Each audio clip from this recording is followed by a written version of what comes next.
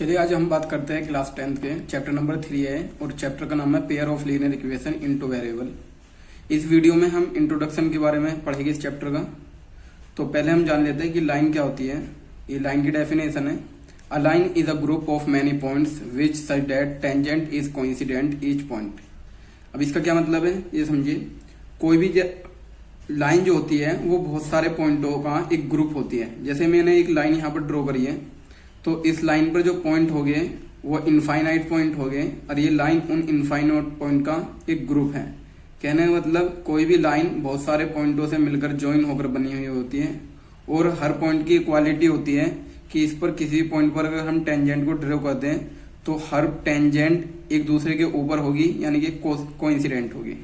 ठीक है, तो लाइन एक ग्रुप होती है बहुत सारे पॉइंट्स का और हर पॉइंट पर टेंजेंट, जैसे हम यहाँ पे ड्रॉ करी इस पॉइंट पर टेंजेंट और फिर अगले पॉइंट पर हमने टेंजेंट ड्रॉ करी तो ये एक दूसरे को ओवरलैप कर जाती है। कहने का मतलब ये कोइंसिडेंट हो जाती है। ठीक है, चलिए अब देखते हैं जो हमारी लाइन होती है उस लाइन की इक्वेशन क्या होती है। जनरल इक्वेशन ऑफ लाइन, किसी भी लाइन की जो जनरल इक्वेशन होती है वो हमारी ax प्लस में by प्लस में c इज टू 0।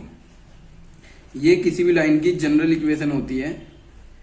किसी भी लाइन की general equation ax plus by plus c होती है और इसमें जो ये हमारे x और y होते हैं दो वेरिएबल होते हैं और a b c constant term होती है। ये बात क्लियर हो गई। अगर कोई आपको ऐसी इक्वेशन मिल गई कि उस इक्वेशन में दो तो वेरिएबल है x और y और उसमें तीन कांस्टेंट a b c, तीन कांस्टेंट होते हैं, ये कम भी हो सकते हैं, तीन से एक भी हो सकता है, दो भी, तीन तो हो गए। ठीक है, और ये इक्वेशन लीनियर होनी चाहिए। लीनियर का मीन्स जो होता है कि इनकी पावर 1 होनी चाहिए। तो ऐसी कोई इक्वेशन जो लीनियर हो, यानी कि उसकी 1 डिग्री हो और दो वेरिएबल हो और ये तीन कांस्टेंट हो, वो हमारी क्या होगी, वो हमारी लाइन की इक्वेशन होगी। ठीक है, चलिए अब मैं यहाँ पर बताता हूं जो यहाँ पर x और y है ये हमारे वेरिएबल होते हैं।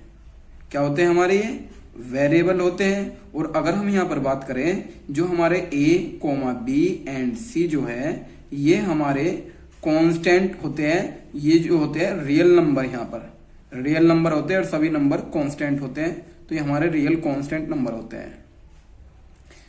ये बात आपको क्लियर हो गई होगी कि यहाँ पर जो ये ABC है ये हमारे रियल नंबर होते हैं। और रियल नंबर आप जानते हो, प्रीवियस वीडियो में मैंने आपको बताया था कि कोई भी ऐसे नंबर जिनका स्क्वायर करने पर पॉजिटिव आ जाता है वे हमारे क्या होते हैं, रियल नंबर होते हैं।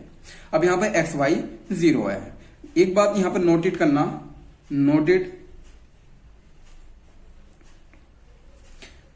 A and B both not 0। कहने का मतलब A और B एक साथ कभी भी 0 नहीं हो सकते। अगर A और B 0 हो गए तो X और Y एक टर्म ही खत्म हो जाएगी, C इज इक्वल्स टू 0 है तो कोई इक्वेशन नहीं बची। A 0 हो सकता है या B 0 हो सकता है, बट दोनों एक साथ 0 नहीं हो सकते। ये बात हमें क्लियर हो जानी चाहिए। ठीक है, अगर A 0 हो गया तो इक्वेशन Y में बचेगी, वो भी एक लाइन को रिप्रेजेंट करेगी।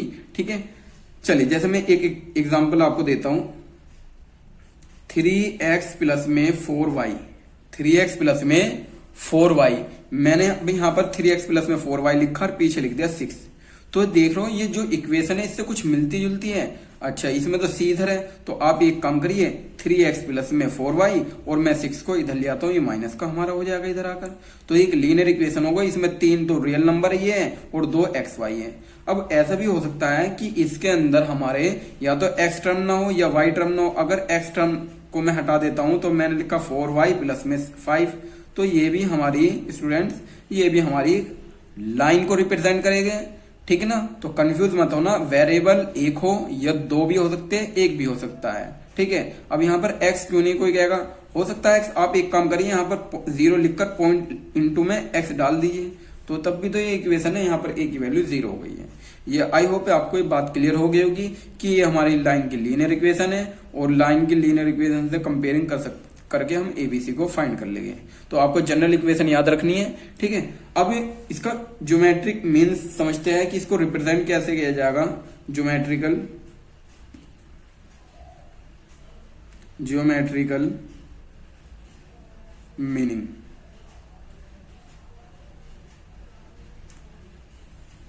किसी भी लाइन को हम कैसे ड्रॉ करेंगे, बात आती है इसकी ग्राफ पर कैसे ड्रॉ करेंगे। तो देखिए ग्राफिंग मैं मैं आपको बता रहा हूं, जैसे हमारे पास 2x है और ये हमारे पास देखिए बच्चों ये 3y कह देता हूं मैं, और यहाँ पर मैं लिख देता हूं इक्वल में, चलिए मैं यहाँ पर 6 लिख देता हूं, ठीक है। अब हमें ये लाइन है, अब इस लाइन को कैसे ड्रॉ करना है वो मैं अब आपको समझा देता हूं, ठीक है। देखिए हमें क्या करना है, एक टेबल बनानी है इस तरीके से, और जब बच्चों हम टेबल बना लेंगे तो इसमें 2 वेरिएबल हैं और हमको इन दोनों वेरिएबलों को इस तरीके से रखना है x और y। जब यहाँ पर x और y रख देंगे तो x की जो वैल्यू पुट करेंगे, हम यहाँ पर 0 पुट करी, हमने x की वैल्यू फॉर सपोज 0 पुट करी तो ये तो टर्म खत्म हो गई। यहाँ पर बचा 3y = 6 और 3 जो है ये डिवाइड में जाएगा तो y = 6/3 आएगा, 6/3 आएगा। 3 2 6 हो गया तो y की वैल्यू 2 आ गई। इस बार मैंने क्या करा, इस बार मैं y को 0 पुट कर देता हूं। जब मैंने y को 0 पुट करा तो ये टर्म 0 हो गई। अब ये जो नीचे 2 है डिवाइड में जाएगा तो 2 3 6 हो जाएगा, तो x की वैल्यू जो आ जाएगी 6/2 और 2 3 6। ये नीचे डिवाइड में जाएगा तो इसकी वैल्यू कितनी आ गई, हमारी 3 आ गई। बात क्लियर हो गई। अब ये 2 पॉइंट हमें आ गए।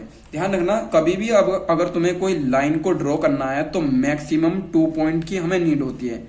कितने पॉइंट, मैक्सिमम 2 पॉइंट एक लाइन को ड्रॉ करने के लिए। आपके मन में ये क्वेश्चन आ सकता है कि 2 पॉइंट ही क्यों, क्योंकि हम जानते हैं एक पॉइंट से तो इनफाइनाइट ड्रॉ हो सकती है लाइनें। हमें देखिए एक लाइन मैंने ये ड्रॉ कर दी, एक लाइन मैंने ये ड्रॉ कर दी, और एक लाइन मैंने ये ड्रॉ कर दी, और एक लाइन मैंने ये ड्रॉ कर दी। तो एक पॉइंट से इनफाइनाइट लाइंस ड्रॉ हो सकती है, कितनी, इनफाइनाइट, ठीक है। तो इसलिए मैं आपको ये बताने की कोशिश कर रहा हूं कि अगर आपको ओनली 1 लाइन ड्रॉ करनी है तो उसके लिए आपको कितने पॉइंट की नीड होगी, 2 मिनिमम पॉइंट होने चाहिए, ठीक है ना। क्योंकि जब दो पॉइंट फिक्स हो जाएंगे इस तरीके से, एक ये है कि तो इनसे सिर्फ और सिर्फ एक ही लाइन पास कर सकते हो, तुम दूसरी हो ही नहीं सकती। तो किसी भी लाइन को ड्रॉ करने के लिए मिनिमम 2 पॉइंट होने चाहिए। तो हमारे पास यहाँ पर पॉइंट आ तो गए, एक 0,2 है और एक 3,0, ये हमें मिल गया है। देखिए अब हमें 2 पॉइंट मिल गए, 0,2 एंड 3,0, हमें 2 पॉइंट मिल गए, और इन दोनों पॉइंट की हेल्प से हम इस लाइन को ड्रॉ करेंगे जो हमने पीछे इक्वेशन आपको बताई थी, ठीक है। अब यहाँ पर जो है हमारा 0 और 2 कहाँ होगा, ये जो पहला वाला कोऑर्डिनेट होता है, जो पहला वाला ये हमारा यहाँ पर नंबर है, ये x एक्सिस पर होता है, और ये दूसरा वाला नंबर हमारा y एक्सिस पर होता है। और जब ये x और y आपस में मिलकर एक ब्रैकेट में लिखे जाते हैं, इसको ऑर्डर पेयर बोलते हैं, ठीक है ना। अब ये कोऑर्डिनेट जो हमारा है ये कहां पर होगा, x पर 0, यानी कि ये x एक्सिस पर होगा, क्योंकि जो x है 0 है, ये y एक्सिस पर होगा, सॉरी। देखिए यहां पर x कितना है, x हमारा 0 है और y हमारा 2 है, तो y कहाँ है, 2, y तो यहाँ पर 2 है, और x 0 है, ना तो हमें इधर जाना ना ही इधर जाना, तो एक पॉइंट मिल गया हमको, ये है 0,2। और दूसरा पॉइंट देखिए हमारा 3,0 है, कहने का मतलब x पर 3 डिस्टेंस और y 0 है, यानी कि ऊपर नहीं जाना, ये हमारा मिल गया ये पॉइंट 3,0।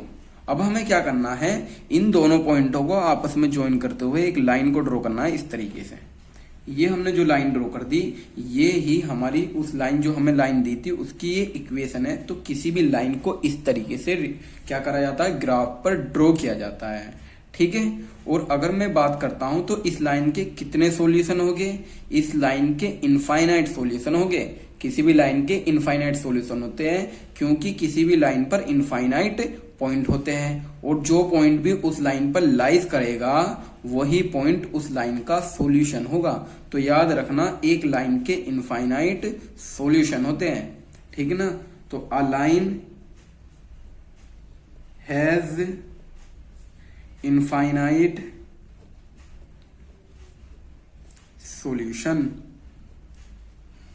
जिस तरीके से हमने ये 2 पॉइंट निकाले, ये भी इस लाइन के सॉल्यूशन है। अगर कोई पॉइंट किसी लाइन को सेटिस्फाई कर रहा है तो उसका सॉल्यूशन होगा। ये बात इतनी हमें क्लियर हो गई है। चलिए अब आगे की बात करते हैं हम। चलिए अब हम देखते हैं इक्वेशन ऑफ 2 लाइन। हमें वो 2 लाइन की इक्वेशन देगा और हमसे पूछेगा कि लाइन कैसी है। ये हमारी पैरेलल लाइन है, ये हमारी इंटरसेक्टिंग लाइन है या ये हमारी कोइंसिडेंट लाइन है। चलिए हम इसको समझते हैं। तो हम कह रहे हैं लेट्स से इक्वेशन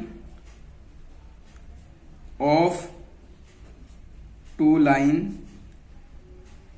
आर, हमने दो लाइन की इक्वेशन सपोज कर ली। एक तो है ax प्लस में by प्लस में c इक्वल्स टू 0, ये लाइन की इक्वेशन होती है। क्योंकि ये पहली लाइन की इक्वेशन है इसलिए मैं इस इक्वेशन में क्या करता हूं, यहां पर भी 1 लिखता हूं, यहां पर भी 1 लिखता हूं और मैं यहां पर भी 1 लिखता हूं। ठीक है, तो ये पहली लाइन की इक्वेशन, ये फर्स्ट इक्वेशन में मैंने इसको इक्वेशन 1 लिख दिया। इसी तरीके से मैं सेकंड इक्वेशन लिखता हूं, ये हमारी सेकंड इक्वेशन होगी। जैसे ax प्लस में by और प्लस में c, आप यहां पर देख रहे हो ये दूसरी लाइन की इक्वेशन है, मैं इसको yx a2 ये b2 और ये c2 लिख दिया। ठीक है, तो ये दूसरी इक्वेशन हो गई। दो लाइन है हमारे पास, एक लाइन है जिसकी equation a1x plus b1y plus c1 है और दूसरी की equation a2x plus b2y plus c2 है। ठीक है, अब दो लाइन के बीच में कितनी कंडीशन हो सकती है? देखिए कभी भी आपको दो लाइन दी जाए तो उनके बीच में 3 कंडीशन हो सकती है। एक तो वे लाइन एक दूसरे को क्रॉस कर जाए, जैसे ये एक लाइन है और एक लाइन ये है, ये एक दूसरे को क्रॉस कर गई यानी कि कट कर गई, तो ये दोनों एक दूसरे को कट कर रहे हैं, इनको कहते हैं इंटरसेक्टिंग लाइन। क्या कहते हैं? Intersecting line, intersecting line. ठीक है, एक तो कंडीशन ये हो सकती है, दूसरी कंडीशन ये हो सकती है स्टूडेंट्स कि दोनों लाइन एक दूसरे के पैरेलल हो। पैरेलल मीन्स ये एक दूसरे को कभी भी इंटरसेक्ट नहीं करेगी, नॉन इंटरसेक्टिंग लाइन बोलते हैं इनको, नॉन इंटरसेक्टिंग लाइन। और इनको हम पैरेलल लाइन भी बोलते हैं, पैरेलल लाइन। तो ये हमारी नॉन इंटरसेक्टिंग लाइन हो और पैरेलल लाइन होगी। और तीसरी कंडीशन हमारी ये हो सकती है, ये हमारी दूसरी कंडीशन है, और तीसरी कंडीशन हमारी ये हो सकती है कि ये दोनों लाइन एक दूसरे के ऊपर ओवरलैप कर जाए। कहने का मतलब जैसे इसके ऊपर ये दूसरी आ गई एक इस तरीके से, तो ये ओवरलैप कर गई, ये हमारी तीसरी कंडीशन है। जब लाइन एक दूसरे को ओवरलैप कर जाएगी तो ओवरलैप हो जाने पर हम उन लाइन को कहते हैं कोइंसिडेंट लाइन, कोइंसिडेंट लाइंस। ये हमारी स्टूडेंट्स कोइंसिडेंट लाइन है। जब लाइन एक दूसरे को इंटरसेक्ट करेगी, इंटरसेक्टिंग लाइन। जब दो लाइन एक दूसरे को कट नहीं करेगी, एक दूसरे को इंटरसेक्ट नहीं करेगी कभी भी, वे एक दूसरे के पैरेलल होती है, उनको नॉन इंटरसेक्टिंग लाइन और पैरेलल लाइंस बोलते हैं। नेक्स्ट हमारी तीसरी कंडीशन है, जब दो लाइन एक दूसरे के ऊपर ओवरलैप कर जाएगी तो उनको हम कोइंसिडेंट लाइन कहेंगे। इंटरसेक्टिंग लाइंस, वे लाइन जो एक दूसरे को कट करती है वे इंटरसेक्टिंग लाइन होती है। जैसे ये दो लाइन हैं और ये एक दूसरे को इंटरसेक्ट कर रही है तो हम इनको इंटरसेक्टिंग लाइन बोल रहे हैं। अब हमें वो क्या कहेगा, हमें दो इक्वेशन देगा और वो हमसे पूछेगा कि ये इंटरसेक्टिंग लाइन है या नहीं है, तो हम कैसे फाइंड करेंगे? तो देखिए इसमें कंडीशन जो होती है, इंटरसेक्टिंग लाइन की कंडीशन जो होती है, हमें दोनों की इक्वेशन गिवन है a1x प्लस b1y प्लस में c1 और इक्वल में 0। ये दूसरी लाइन की इक्वेशन है a2x प्लस b2y प्लस में c2 is equal to 0। Video ध्यान से देखिए, एक एक कंसेप्ट को मैं क्लियर करते हुए आपको चलूंगा। ये पहली इक्वेशन है और ये हमारी दूसरी इक्वेशन है, यानी कि पहली लाइन है और ये हमारी दूसरी लाइन है। ठीक है, अब ये लाइन अगर एक दूसरे को कभी इंटरसेक्ट करेगी तो इनमें कंडीशन क्या होगी? तो कंडीशन आपको याद रखनी है। इस कंडीशन में अगर हमारा a1 upon a2 b1 upon b2 के रेशो के इक्वल नहीं है तो वह हमारी कोइंसिडेंट इंटरसेक्टिंग लाइन होगी। देखिए हम क्या करेंगे, a1 अपॉन a2 रेशो निकालेंगे और b1 अपॉन b2 का रेशो चेक करेंगे वो इक्वल है या नॉट इक्वल है। तो अगर वो नॉट इक्वल आता है तो हम कहेंगे हमारी इंटरसेक्टिंग लाइंस है। तो याद रखना ये हमारी इंटरसेक्टिंग लाइंस होती है इस कंडीशन में, इसको आपको लर्न करना है। ठीक है, इस कंडीशन को। अब देखिए जब कोई इंटरसेक्टिंग लाइन इंटरसेक्ट करती है तो उन पर एक कॉमन पॉइंट होता है, जो ये पॉइंट दोनों के ऊपर है। इसका मतलब ये जो पॉइंट है इन दोनों का क्या है, सॉल्यूशन है। ये हमारा कॉमन जो पॉइंट है, कॉमन पॉइंट जो इन दोनों के ऊपर है, इसको हम कहते हैं इंटरसेक्टिंग पॉइंट। इंटरसेक्टिंग पॉइंट, ठीक है, ये हमारा इंटरसेक्टिंग पॉइंट होता है। अब देखिए, जब एक हमें पॉइंट ऐसा मिल गया जो दोनों के ऊपर कॉमन है, तो यही पॉइंट इन दोनों इक्वेशन का सॉल्यूशन होता है। तो इससे तो हमें ये पता लगा कि अगर दो लाइन इंटरसेक्ट कर रही है तो उसके ओनली एग्जैक्टली एक सॉल्यूशन होगा, क्योंकि एक पॉइंट कॉमन होगा। तो इसमें जो हमारा सॉल्यूशन होगा तो वो एक होगा सिर्फ, ठीक है ना। तो ये हमारा सॉल्यूशन होगा। इसमें सॉल्यूशन जो होगा एग्जैक्टली वन सॉल्यूशन,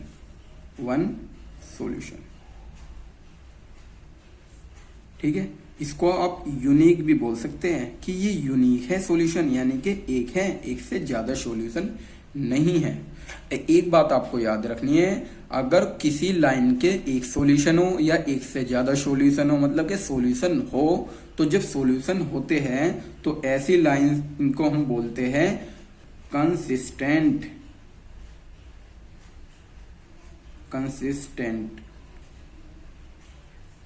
इस बात को आपको याद रखना। अगर सॉल्यूशन फाइंड हो रहे हैं तो इस कंडीशन में उसको कंसिस्टेंट कहा जाएगा, ठीक है ना। तो हमें ये पता लग गया कि अगर लाइन इंटरसेक्ट करेगी तो एक कॉमन पॉइंट होगा, इसको इंटरसेक्टिंग पॉइंट बोलेंगे, और इनके जो सॉल्यूशन होंगे एग्जैक्टली वन होगा, और इन लीनियर ऑफ इक्वेशन को हम बोलेंगे कंसिस्टेंट। यानी कि किसी भी इक्वेशन का अगर सॉल्यूशन निकल रहा है, वे इक्वेशन जो होगी कंसिस्टेंट होगी। पैरेलल लाइंस, ऐसी लाइन जो कभी एक दूसरे को इंटरसेक्ट नहीं करती है, कभी एक दूसरे को कट नहीं करती है, उनके बीच की जो डिस्टेंस होती है किसी भी पॉइंट पर, वो क्या रहती है, कांस्टेंट रहती है। वो हमारी पैरेलल लाइन होती है या नॉन इंटरसेक्टिंग लाइंस होती है, ठीक है। आप यहाँ पर देख रहे हो, फॉर एग्जाम्पल इनके बीच में अगर डिस्टेंस यहाँ पर 2 है तो यहाँ पर भी 2 होगी, यानी कि हर पॉइंट पर इनके बीच में डिस्टेंस 2 होगी। अगर ये 2 कांस्टेंट है तो ये लाइन इस तरीके से आगे बढ़ती रहेगी, कभी एक दूसरे को ओवरलैप नहीं करेगी, इंटरसेक्ट नहीं करेगी। तो non intersecting line is called parallel line, तो हम इनको पैरेलल लाइंस कहेंगे, ठीक है। अब हमें दो इक्वेशन देगा वो, a1x b1y c1 से हम उनकी कंपेयरिंग करेंगे पहली वाले की, और दूसरी इक्वेशन हमें देगा a2x b2y c2 से हम उसकी कंपेयरिंग करेंगे। तो दोनों मान लीजिए ये पहली इक्वेशन है, वो पहली लाइन की इक्वेशन है, और ये दूसरी लाइन है, इसकी इक्वेशन है। अब ये दोनों लाइन अगर पैरेलल है तो इसकी जो कंडीशन होगी, आपको कंडीशन को ध्यान में रखना है कि कंडीशन क्या होती है। कंडीशन होती है अगर हम a1/a2 का रेशो निकालें, फिर हम b1/b2 का रेशो निकालें, और फिर हम फ्रेंड्स c1/c2 का रेशो निकाले, और ये रेशो क्या हो जाए, शुरू के तो दोनों इक्वल हो, बट ये c1/c2 नॉट इक्वल हो। तो इस कंडीशन में हम कहेंगे कि बोथ लाइंस आर पैरेलल। अगर दो लाइन की इक्वेशन में a1/a2 b1/b2 c1/c2 के नॉट इक्वल है, ये इक्वल है, ये नॉट इक्वल है, तो लाइन को हम बोलेंगे पैरेलल लाइन, ठीक है। अब देखिए जो पैरेलल लाइंस है ये कभी एक दूसरे को इंटरसेक्ट नहीं करेगी। जब एक दूसरे को इंटरसेक्ट नहीं करेगी तो इन पर कोई कॉमन पॉइंट नहीं होगा। अगर इन पर कोई कॉमन पॉइंट नहीं होगा तो उसका कोई सॉल्यूशन नहीं होगा। तो हम यहाँ पे लिखेंगे सॉल्यूशन में नो सॉल्यूशन। क्या होगा, नो सॉल्यूशन, इसमें कोई सॉल्यूशन नहीं होगा पैरेलल वाली कंडीशन में, ठीक है भाई। अब देखते हैं, अब इसमें देखिए जब किसी लाइन के सॉल्यूशन नहीं होते हैं, एक भी सॉल्यूशन नहीं होता है, तो ऐसी लाइंस को हम कहते हैं इनकंसिस्टेंट लाइन। क्या बोलते हैं, इनकंसिस्टेंट, इनकंसिस्टेंट। तो ये बात आपको याद रखनी है, अगर सॉल्यूशन फाइंड हो जाते हैं तो हम कहेंगे कंसिस्टेंट, और अगर सॉल्यूशन नहीं है तो हम कहेंगे इनकंसिस्टेंट। इंटरसेक्ट वाली में जैसे हमने देखा ये कंसिस्टेंट थे, ये इसमें होगा इनकंसिस्टेंट, ठीक है। अब नेक्स्ट देख, कोइंसिडेंट लाइंस। जब दो लाइन एक दूसरे को ओवरलैप कर जाती हैं तो ओवरलैप करने पर उनके ऊपर बहुत सारे कॉमन पॉइंट आ जाते हैं जो उन दोनों के ऊपर लाइव होते हैं। तो आप देख रहे हो कि इतने सारे पॉइंट हो गए जो इन दोनों के ऊपर हो गए। इन पॉइंट, ये जो पॉइंट है दोनों के ऊपर, इसलिए इनको कॉमन पॉइंट बोल सकते हैं, ठीक है ना। तो जब कॉमन पॉइंट बहुत सारे हो गए तो ये सारे के सारे पॉइंट दोनों लाइन पर लाइज कर रहे हैं, तो ये सारे ही पॉइंट इसके क्या हो गए, सॉल्यूशन हो गए। तो इससे तो हमें एक क्लियर हो गया कि इस कंडीशन में सॉल्यूशन एक नहीं, यूनिक नहीं होगा, बहुत सारे होंगे, यानी कि इनफाइनाइट सॉल्यूशन होंगे। चलिए कंडीशन देखते हैं कि कोइंसिडेंट लाइन की कंडीशन क्या होती है, ठीक है। जैसे हमारे पास एक इक्वेशन है a1x b1y plus c1 is to 0, ये पहली इक्वेशन है। और दूसरी हमारी a2x b2y प्लस में c2 इज टू 0, ये हमारी दूसरी इक्वेशन हो गई, ठीक है ना। इस लाइन की छोटी बड़ी मैंने ऊपर दिखा दिया, ओवरलैप कर रही है। अगर लाइन कोइंसिडेंट है तो कंडीशन आपको याद रखनी है बच्चों, condition a1 upon a2 b1 upon b2 c1 upon c2, ये तीनों ही इक्वल होते हैं। अगर इन तीनों का रेशो इक्वल आ गया तो हम इन लाइंस को कोइंसिडेंट लाइन कहेंगे। अब आपको ये बात क्लियर हो गई होगी। अच्छा, इसमें अगर मैं सॉल्यूशन की बात करता हूं आपसे, तो आप मुझे बताना इसमें कितने सॉल्यूशन हो गए, कमेंट में आंसर करना। सॉल्यूशन, तो सॉल्यूशन जो हो गए वो इनफाइनाइट हो गए। कितने हो गए, इनफाइनाइट। आप देख लो कितने सारे पॉइंट, इनफाइनाइट सॉल्यूशन हो गए। अच्छा, सॉल्यूशन अगर होते हैं तो लाइंस को फिर कंसिस्टेंट कहते हैं, इनकंसिस्टेंट? उन लाइंस को हम कंसिस्टेंट कहते हैं जिनके सॉल्यूशन चाहे एक हो चाहे इनफाइनाइट हो। तो यहाँ पर हम क्या कहेंगे, ये जो लाइन से कंसिस्टेंट है, यानी कि सॉल्यूशन रखती है, ये कंसिस्टेंट। ये मैंने क्या लिख दिया, कंसिस्टेंट। ये हमारा कंसिस्टेंट आ गया। तो इस कंडीशन में जो लाइन होगी कंसिस्टेंट हो जाएगी, ना कि सॉल्यूशन रखती है, ठीक है। आइए देखते हैं अब हम, कोई भी हमें इक्वेशन है हमारे पास, लीनियर इक्वेशन है, और दो लीनियर इक्वेशन के सॉल्यूशन कैसे फाइंड किए जाते हैं ये अब हम सीखेंगे। यहाँ पर कोई पेयर ऑफ लाइन कंसिस्टेंट है, इसका मतलब वो क्या सॉल्यूशन रखती है, तो उसके सॉल्यूशन कैसे फाइंड करेंगे वो हम पढ़ेंगे यहाँ पर। Algebraic methods of solving a pair of linear equation, किसी भी पेयर ऑफ लीनियर इक्वेशन के सॉल्यूशन को कैसे फाइंड किया जाएगा, उसका एल्जेब्रिक मेथड यहाँ पर हम पढ़ेंगे। तो किसी भी दो लाइन के जो सॉल्यूशन निकालने के तीन मेथड होते हैं, एक होता है हमारा सब्स्टिट्यूशन मेथड, एक हमारा होता है एलिमिनेशन मेथड, और तीसरा हमारा होता है स्टूडेंट्स क्रॉस मल्टीप्लीकेशन मेथड। देखिए ये जो शुरू के दो मेथड है, सब्स्टिट्यूशन मेथड, एलिमिनेशन मेथड, ये हमारे सिलेबस में है। ये क्रॉस मल्टीप्लीकेशन मेथड हमारे सिलेबस में नहीं है, इस पर मैंने क्रॉस लगा दिया, ठीक है। तो हम इस चैप्टर में दो मेथड पढ़ेंगे। तो कैसे ये होते हैं ये थोड़ा सा मैं आपको समझाता हूं। जैसे पहला मेथड है सब्स्टिट्यूशन मेथड। सब्स्टिट्यूशन मेथड ये हमारा हो गया। अब आपको क्या करना है, आपको सब्स्टिट्यूट करना है, यानी कि रिप्लेस करना है एक के प्लेस पर दूसरे को। जैसे मैं आपको एक इक्वेशन देता हूं 2x प्लस में y इक्वल में 1, ये हो गया। और एक इक्वेशन है x plus y is equal to 2, ये दो इक्वेशन। अब इनको सब्स्टिट्यूशन मेथड से कैसे सोल्व करेंगे, देखिए पहले वाली इक्वेशन को हम 1 सपोज कर लेंगे, दूसरे वाले को 2। अब फर्स्ट इक्वेशन से बाय इक्वेशन फर्स्ट हम यहां से किसी एक वेरिएबल की वैल्यू निकालते हैं। फॉर एग्जांपल मैंने y की वैल्यू निकाल ली है, तो y की जो वैल्यू आ गई कितनी आएगी, 1 माइनस ये जाएगा 2x हो गया। अब ये y की वैल्यू निकाल के मैं दूसरी में पुट कर दूंगा, तो सब्स्टिट्यूट कर दूंगा। तो इस वजह से इस मेथड को सब्स्टिट्यूशन मेथड हम कहते हैं। तो बाय इक्वेशन 2, इक्वेशन 2 से चलेगी अब x प्लस y की वैल्यू कितनी है, ये y 1 माइनस 2x, यहाँ पर रख देंगे 1 माइनस 2x और इक्वल में 2 हो गया। अब देखिए यहाँ पे 2x माइनस का प्लस का, तो 2x में से 1 x माइनस होगा तो माइनस का x बचेगा 2, और ये 1 इधर चला जाएगा, माइनस का हो जाएगा। तो minus x is equal to कितना आ गया, 1 आ गया, ठीक है। तो यहाँ पर x की वैल्यू जो आ गई माइनस का 1 हमारी आ गई है, ठीक है। ये इस तरीके से अब ये x की वैल्यू या तो आप 1 में पुट कर देना, ये 2 में, ठीक है। या इसको 3 बोल दीजिए, इसमें पुट कर दीजिए, तीनों में से किसी में पुट कर दो। तो मैं बाय इक्वेशन 3 से चलता हूं। तो यहां पर अगर मैं पुट कर देता हूं तो y की वैल्यू आ जाएगी हमारी 1 माइनस 2 इंटू में इसकी वैल्यू यहां पर -1 रखी, तो y is equal to 1 minus कितना हो जाएगा ये हमारा माइनस माइनस प्लस 2 1 2, तो y की वैल्यू 3 आ गई हमारी। तो यही हमारे इसके सॉल्यूशन हो गए।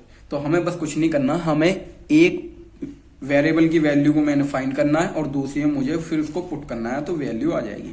ये हमारा सब्स्टिट्यूशन मेथड होता है, जो मैंने आपको एक एग्जांपल के द्वारा मैंने आपको समझा दिया है। ठीक है, अब दूसरा जो मेथड है चलिए उसे देखते हैं हम। दूसरा मेथड है हमारा एलिमिनेशन मेथड। चलिए हम इसी क्वेश्चन को एलिमिनेशन मेथड की सहायता से सोल्व करने की कोशिश करते हैं। ठीक है, अब एलिमिनेशन में क्या होता है, हम एक टर्म को एलिमिनेट कर देते हैं, यानी कि उसको गायब कर देते हैं, उसको लुप्त कर देते हैं, वहां से हटा देते हैं। अब हटाते कैसे हैं, इसके लिए हम किसी भी एक वेरिएबल के कोफिशिएंट को सेम कर लेते हैं, बिल्कुल सेम कर लेते हैं, और फिर उनको आपस में या तो ऐड कर देते हैं माइनस कर देते हैं। अगर साइन सेम होते हैं तो हम माइनस करते हैं, और साइन कैसे होते हैं, अपोजिट होते हैं, तो हम उसको ऐड करते हैं। अब यहाँ पर देख रहे हो आप इस क्वेश्चन में, यहाँ पर y का कोफिशिएंट भी 1 है और यहाँ पर भी 1 है, तो हमें कोफिशिएंट इक्वल करने की जरूरत नहीं है, और दोनों के प्लस साइन है तो इसलिए अब हम माइनस करेंगे। जब सेम साइन होगे तो माइनस कर देंगे, तो y से y कैंसिल हो जाएगा, x की वैल्यू यहाँ से फाइंड हो जाएगी। तो अब हम इसको बाय एलिमिनेशन करते हैं, एलिमिनेशन मेथड। ये एलिमिनेशन मेथड है। तो मैंने क्या करा, बाय इक्वेशन 1 माइनस इक्वेशन 2, मैं इक्वेशन 1 में से इक्वेशन 2 को माइनस कर रहा हूं। ठीक है, चलिए हम इक्वेशन 1 में से इक्वेशन 2 को माइनस करते हैं। मैं आपको यहीं पे सोल्व करके दिखा देता हूं साइड में, तो आपको याद भी रहेगा ये इस तरीके से। तो बाय एलिमिनेशन, दोनों पास पास हो जाएगी, समझ में आएगा। By elimination, elimination method.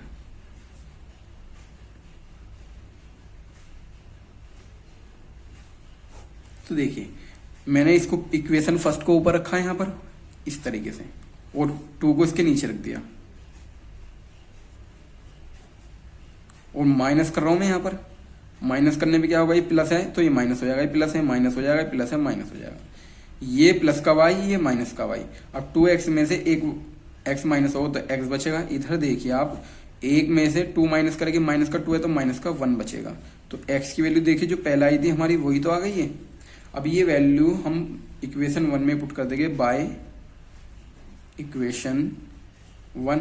तो अगर मैं यहाँ पर पुट करता हूँ 2 इंटू एक्स की वैल्यू -1 प्लस में y is equals to 1, minus का 2 हो जाएगा, प्लस का y इज इक्वल्स टू 1, तो y इज इक्वल्स टू ये इधर जाकर प्लस हो जाएगा 1, तो y की वैल्यू देखिए फिर हमारी 3 आ गई।